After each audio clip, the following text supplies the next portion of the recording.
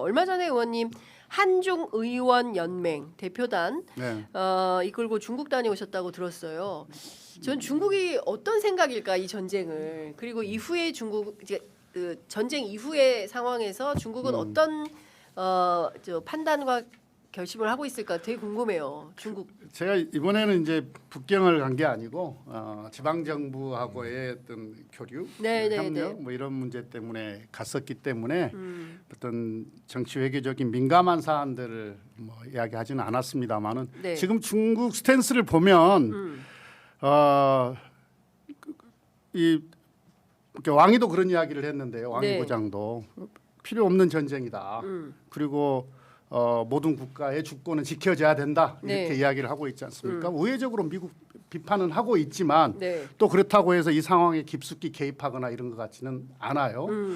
이번에 해남도에서 큰 포럼이 있었지 않습니까? 보아 포럼. 거기에 60개국 한 2,000명 전 세계 인사들을 다 불러 모았거든요. 이 전쟁으로 해서 국제사회에서 미국의 신뢰가 확 떨어졌잖아요. 그러니까 중국 입장에서는 네. 중재자 역할도 하고 또 어떻게 보면 주도적 역할도 하겠다. 네. 이런 스탠스가 분명한 것 같아요. 예. 그러니까 이를테면 지금 그 중국이 그 자체로 또 뭔가 큰 역할을 할 수 있는 상황과 조건은 또 아니지 않나요? 그런데 장기적인 관점에서는 이번 미국 이란 전쟁의 가장 큰 수혜자는 중국이죠. 일단 그동안 페트로달러 시스템이 지금 서서히 무너지기 시작하는 조짐이 보이잖아요. 그러니까 국제 원유 거래에서 위안화의 비중이 지금 10% 정도 된다는 거잖아요. 단기간 내에 엄청 늘어난 거죠. 그리고 제가 전쟁 초기에 그런 말씀을 드렸는데 이거 막상 해보면 그렇게 쉽지 않을 거고 미국의 진짜 실력이 드러날 가능성이 높다. 근데 지금 그렇게 전개가 되고 있잖아. 막상 해보니까 별거 아니네 미국. 생각보다 너무 못하네. 그렇잖아. 이란을 상대로 이렇게 고전을 한다고. 물론 약간 전쟁 양상이 틀리기는 합니다만 일방적으로 이란이 얻어맞는 전쟁이기는 합니다만 그럼에도 불구하고 미국이 저렇게 제대로 못 때려? 아니, 그러니까 미국 입장에서는 아니 제대로 때렸으면 더 이상 드론이나 뭐나 미사일 쏠 게 안 남아 있어야지. 근데 아니잖아요. 그렇죠. 전혀 여전히 드론은 많이 만들고 있는 거고 이란 입장에서는. 그리고 농축한 우라늄 그거 찾았냐 말이야. 그러니까요. 어디 있는지도 모르는 것 같고 아직. 지금 거기를 정확하게 타격했다는 뉴스도 안 들리고 그걸 만약 타격했으면 벌써 자랑하느냐고 그렇죠. 떠들었겠죠. 난리 났겠지. 근데 IAEA에서 그런 증자는 없다고 그러니까. 발표를 하기도 했어요. 그래서 미국 일극 체제가 본격적으로 금이 가는 계기가 이번 전쟁이 될 가능성이 매우 높아서 그렇게 되면 중국의 부상은 안 그래도 시간 문제였는데 더 빨라지지 않겠나. 오히려 이번 사태로 인해서 중국을 부상시키는 계기로 만들었다. 트럼프 대통령이 많이 도와줬죠. 지금 러시아 제재도 지금 그러니까요. 일시적으로 완화한다고 하지 않습니까? 그래서 우리나라도 지금 이 원유 수급 문제 때문에 러시아산 그 원유 도입을 지금 검토한다고. 검토하고 아마 실제로 추진하고 있을 것 같은데요.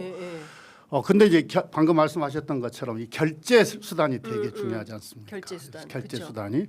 근데 지금 위안화, 루브라 다 열었잖아요. 미 재무부가. 미 달러 패권이 약화되는 그런 계기가 될 수도 있는 거죠. 그럼 옛날에 막 미소 막 그런 경쟁 체제 80년대 막 이랬는데 그러면 이제 G2에서 미국, 러시아, 중국 3파전으로 간다고 봐야 돼요? 어떻게 봐야 됩니까? 근데 뭐 저는 뭐 러시아까지 끼는 건 아니고. 그러니까 투자하고 시장을 보는 입장에서는 너무 먼 얘기를 하거나 너무 큰 얘기는 우리가 못 맞히니까 사실 중국의 부상이라든가 위안화의 뭐 그리고 달러 패권 이 얘기는 10년 전에도 있었고 20년 전에도 있었는데 잘 안 됐죠.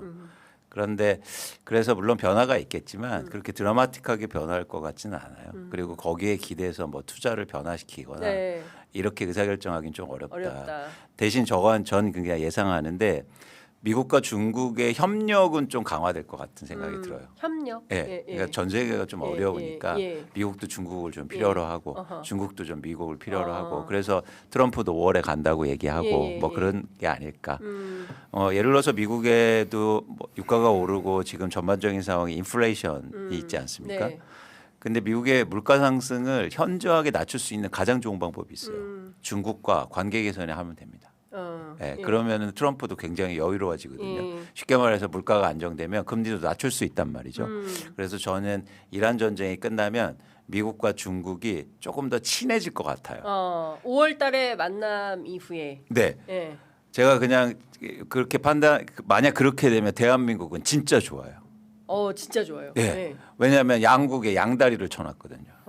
그렇죠. 그 양다리에 또 한 축이 김태년 의원님이시고 그러니까 우리나라가 제일 좋을 때는 미국과 중국이 협력 관계일 때. 그때 싸우지 않을 때. 그럴 때 저희는 양쪽에서 장사할 수 있으니까 쉽게 말해서. 예. 그래서 전 대한민국이 전쟁 이후로 굉장히 좋아질 수 있다. 그러니까 4월만 어떻게 잘 넘겨서 네. 5월에 이제 시진핑 만나러 트럼프가 가고 맞아요. 거기서 분위기가 확 바뀌면 그 다음부터는 어떻게 되는 겁니까? 예. 뭐 단기적으로는 우리나라한테 좋을 수 있죠. 근데 그 얘기는 만약에 그런 시나리오로 간다는 거는 네. 미국이 중국의 부상을 막고 주저앉히겠다는 전략을 아예 포기한다는 얘기밖에 예. 안 되는 것이거든요. 그러니까 미국의 오바마 대통령이 미국 내에서 좀 비난받는 이유 중에 하나가 그렇죠.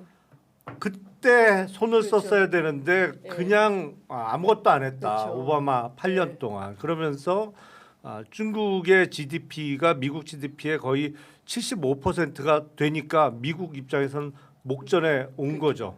여기서 못 막으면 이제 끝난다라고 생각하면서 미국이 이제 중국에 대해서 이런저런 제재를 가하기 시작한 건데 지금 트럼프 2기도 역시 그 연장선상에 있는 거고 제가 알기로는 이거는 공화당, 미국 민주당이 거의 똑같죠.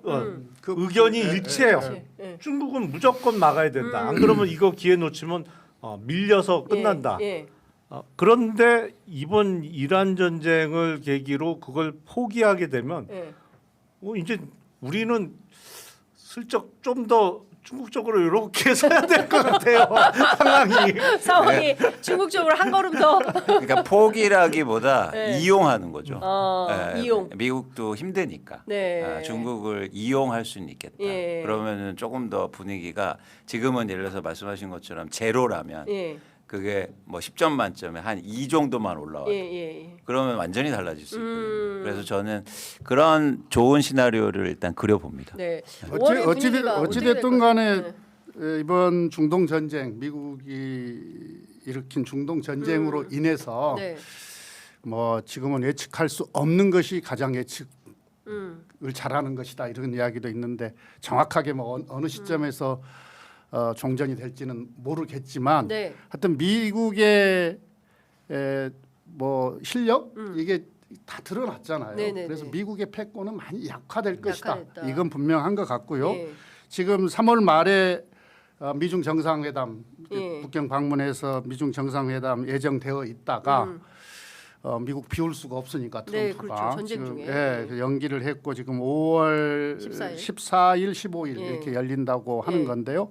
그게 이제 이루어진다라고 하는 것은 어쨌든 이란 전쟁이 그때까지는 마무리가 된다. 마무리가 된다라는 뭐 그런 상황이기 때문에 어쨌든 우리로서는 좋은 거죠. 그러니까 대한민국 증시가 본격적으로 상승한 거를 보면 언제였냐면 경주 때, 에이펙 때. 에이펙 때 미국과 중국이 만났을 때 한국 주식이 크게 상승하기 시작해요. 그러니까 5월까지 그게 트리거. 그러니까 전 세계 투자자들이 저하고 똑같은 생각을 갖고 있단 말이에요. 미국과 중국이 사이가 좋아지면 대한민국에 투자해야 된다. 해야 된다. 그러니까 이런 분위기가 나면 진짜 우리나라는 좋은 겁니다. 투자 입장에서. 투자 입장에서. 그러니까 유가도 안정될 것이고 또 우리 증시 회복에도 크게 도움이 되는 그런 상황이 되는 거죠.